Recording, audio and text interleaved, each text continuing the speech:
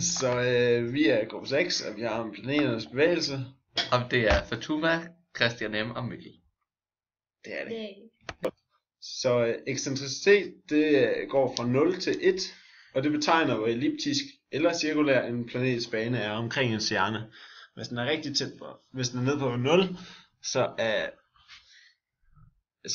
planetens bane næsten helt cirkulær, og hvis den er på 1, så er den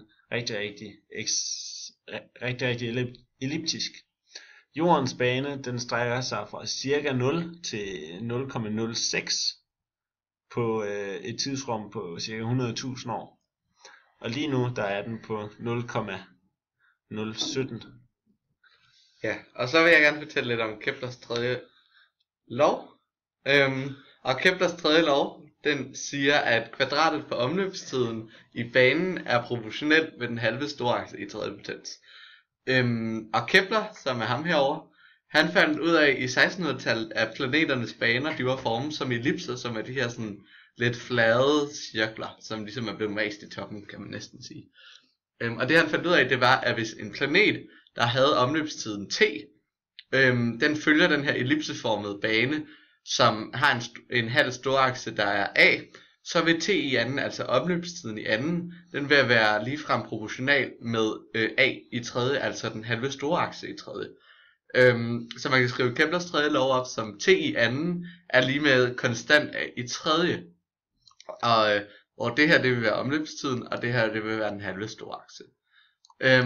Og det der så er, det er, at man sammenligner simpelthen omløbstiden med den halve storakse, og så får vi samme konstant lige meget hvilken planet vi kigger på. Om det er Mars, eller Jorden, eller Merkur, eller Jupiter, eller Neptun. Og så, altså jo mindre banen er, jo kortere vil omløbstiden også være. Så hvis vi kigger for eksempel op på denne her model her, så kan vi se mellem T1 og T2, og T3 og T4, der er altså det tager samme tid.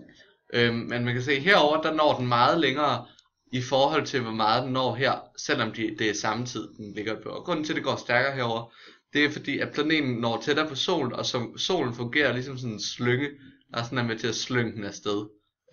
Og derfor så går det hurtigere herop, og vi kan se det nede på den her model, og vi kan se at det går meget langsomt hernede, fordi vi er langt væk fra solen, og den kommer ikke ind og bruges som en slynge. Og så stiger kraften ligesom her, hvor vi kommer tættere på solen, og så bliver den slynget rundt hurtigt herover. Så det er det vi kan se ud af det. Ja, det var Keplers tredje lov. Og så skal jeg snakke om retrogradbevægelse. Alle store planeter bevæger sig ved den her direkte bevægelse, og de baner rundt om solen.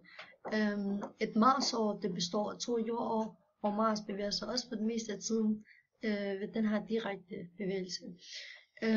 Så vi kan se ved hjælp af den her animation, så overhaler Mars jorden indenom her. Og så ser det ud som om, at Mars skifter bevægelsesretning. Ja, og så hvis vi skal prøve at illustrere den her bevægelse, så ja, så prøver vi sådan. Den direkte bevægelse, den forløber på den her måde, og så hver andet år, så switcher den side sådan her, på den modsatte, til den modsatte retning, og så ja, bevæger den sig normalt tilbage. Og det var gruppe 6 med planeternes bevægelse. Nu er det tid til børnetimen med Johnny Hæfte og Jøden.